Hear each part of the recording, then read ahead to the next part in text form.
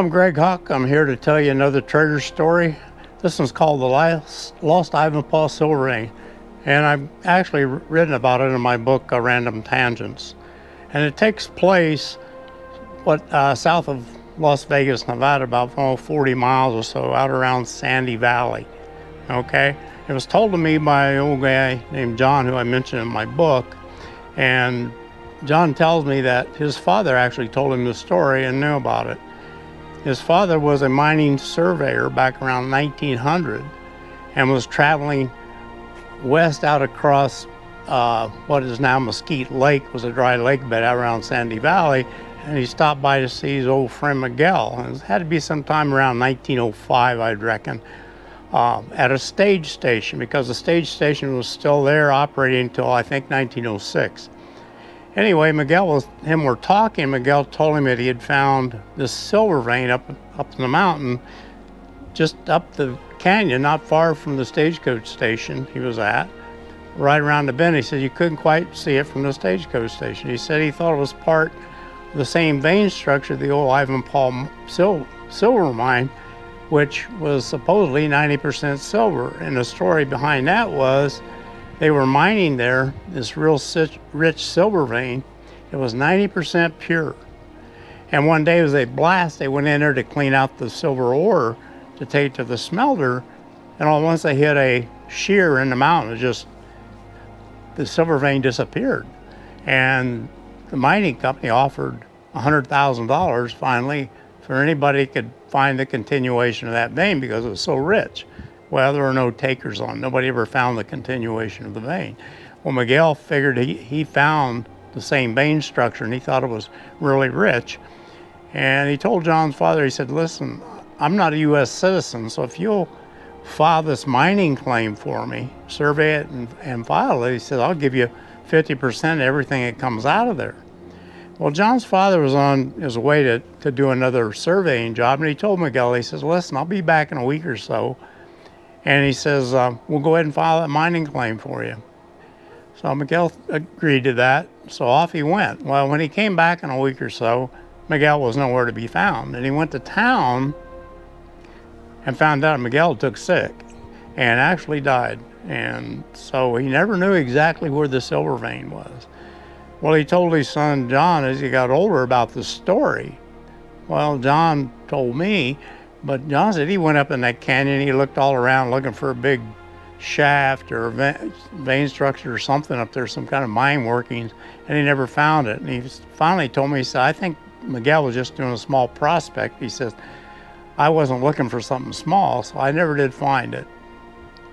Well, I went out there several times over the years, from 1993 to 2003, and camped out. I liked to camp out and sleep under the stars and walked up that canyon and looked around a lot. I never did find it. Well, 2012 or so, I went back out there, just something to do, and a friend wanted to go along, so I took him. We went up there for about 4 days hiking around, and the last day I said, listen, I'm going to go up this canyon higher than I've ever had. I don't believe it's up this way, but I'm going to hike up this canyon pretty high.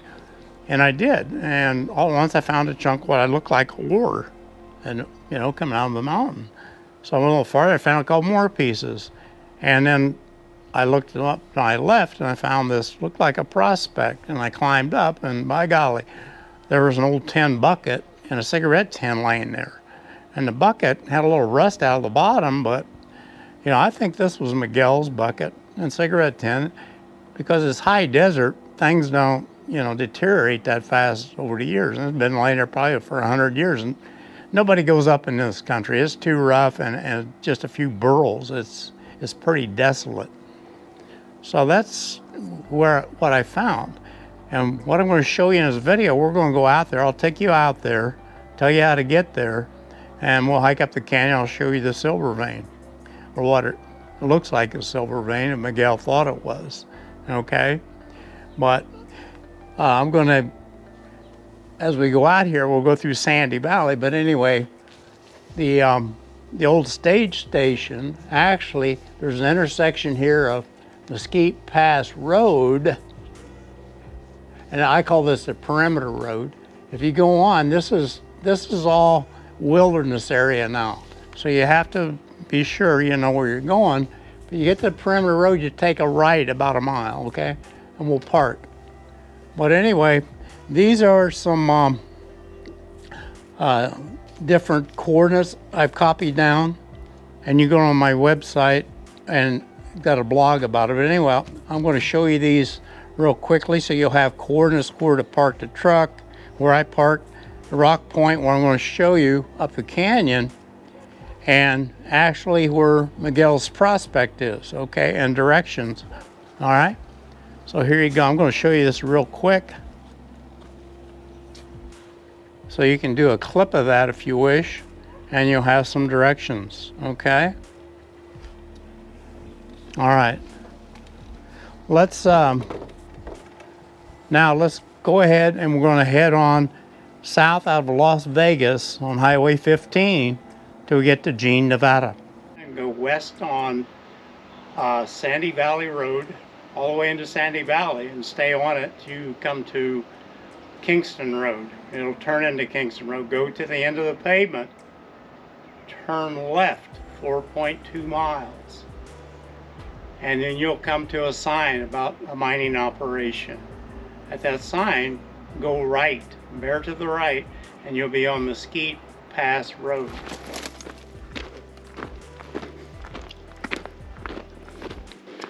We're heading up there where that dark ridge protrudes out from the mountain there. That's actually a limestone cap over this part of the mountain here. It's a weathered limestone, and I'll tell you more about it here in a minute. Okay, this is a weathered limestone here. This probably was part of the lake bed thousands, millions of years ago, and it was shoved up when this mountains came up. But as you can see, it's weathered, and they got a nickname for it. It's called Terrapant.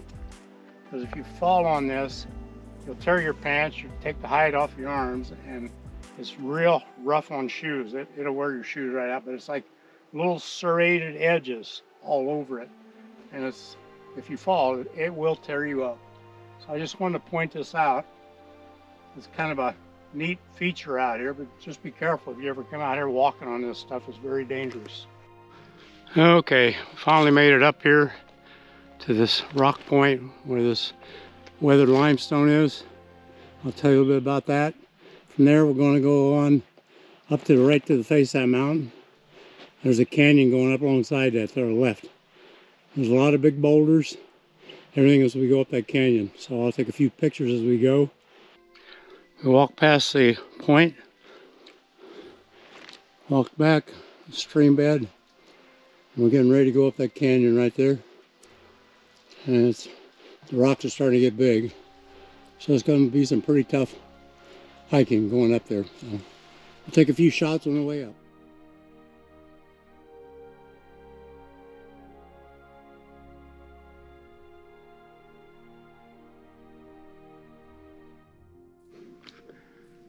Well, it's starting to get a little bit tougher here. You can see it's pretty good sized rock. I gotta work my way around to get on up the canyon here.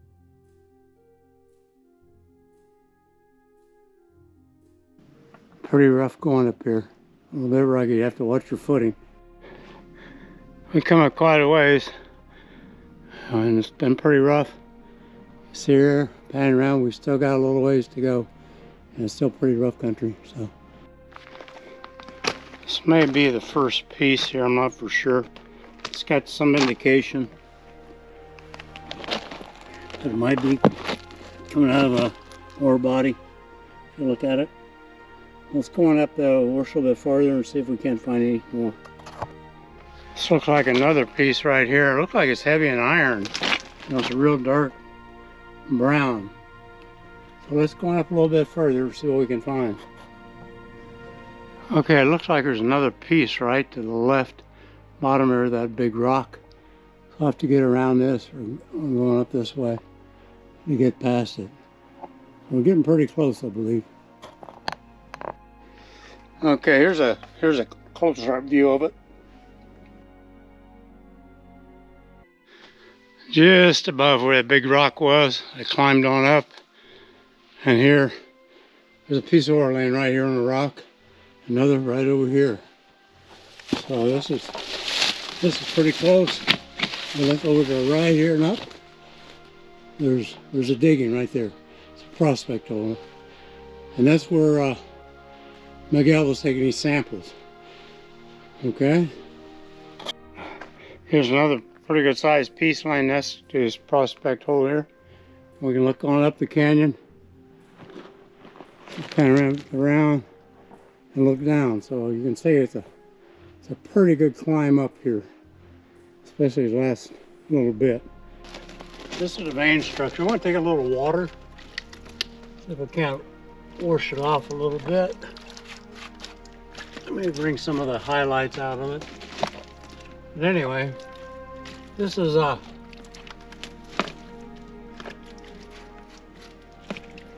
what I think Miguel was after. He was taking a look at this, taking pieces out of it, and thinking that this was the start of that rich silver vein, which he thought was 90% pure.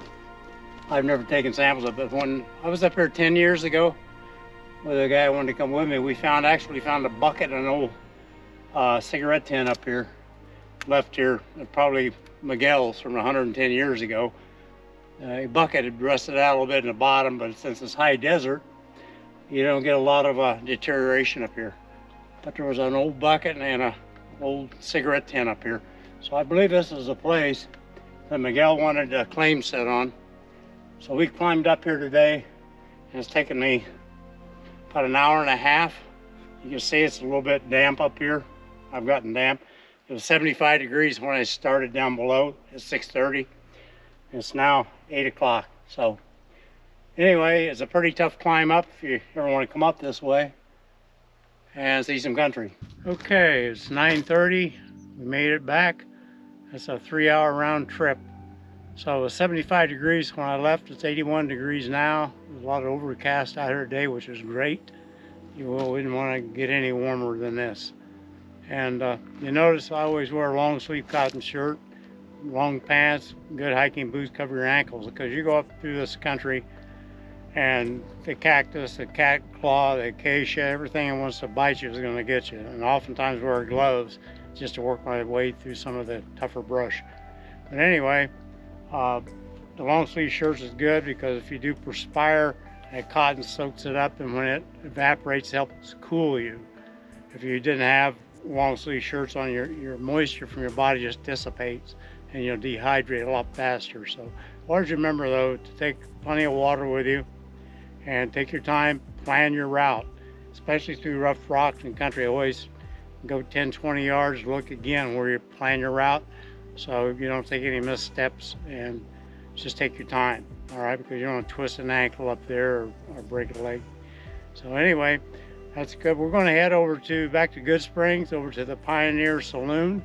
That's one of the oldest saloons in Nevada. It's probably over 100 years old. I'll tell you more about it when we get it over there. There's some history there. So we'll sign off for now. I'll see you over at Good Springs. Behind me is the Pioneer Saloon up here in Good Springs, Nevada. This is one of the oldest saloons in Nevada. It's over probably 100 years old. And Good Springs was developed as a little mining camp back around 1900s. A couple tents here and a little building, and as it progressed along 1905, 1910, they started building up and they named it Good Springs. 1942, Carol Lombard, who was a movie actress, rode a train from Indiana. She's selling war bonds to Las Vegas, and she's supposed to continue to Los Angeles. Well, she decided to take a plane. She was married to Clark Gable at the time, and she talked to her mother, and her agent ended up jumping a plane out of Las Vegas and flying to Los Angeles. There was 15 young airmen on board. Well, they left that evening, dark, and the plane took off. Well, everything, the beacons and everything were shut off because at that time airports were black. During the war, they wouldn't allow lights on. Well, the plane got off course and hit Potosi Mountain and killed everybody. So Good Springs was kind of the operations place where everybody's operating out of, going and retrieve all the dead and everything. There's a room behind the bar. It's got a lot of old memorabilia and pictures. We'll have a quick look at that, and then I'll show you the rest of the bar. There's a quite a large area here. So it's worth coming up on a weekend and having a look, having a beer, having a steak, whatever.